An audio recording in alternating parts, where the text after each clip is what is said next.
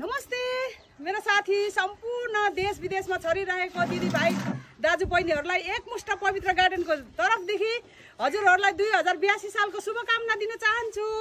अनि हजुरहरूले गएको वर्ष 2081 सालमा के पाउनु भयो पाएर नपस्ताउनु होला, अरु के गुमाउनु भयो गुमाए भन्दैमा नातिनुहोस्। अहिले अब 2082 साल लागिसक्यो, हजुरहरूको राम्रो राम्रो सोचेको आटेको चिताको काम सबै पुरा होस् भन्न चाहन्छु।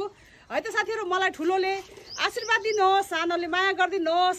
अनि त्यही भन्नु चाहन्छु कि हजुरहरूले यहाँसम्म मलाई पुर्याइदिनु भएकोमा एकदम थ्याङ्क यू सो मच भन्न चाहन्छु हजुरहरूलाई।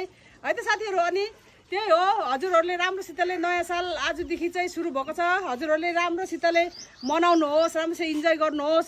हजुरहरूको प्रगति उन्नतिको शुभकामना दिन चाहन्छु म हजुरहरूलाई।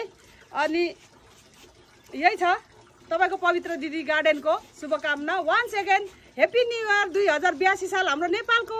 By by.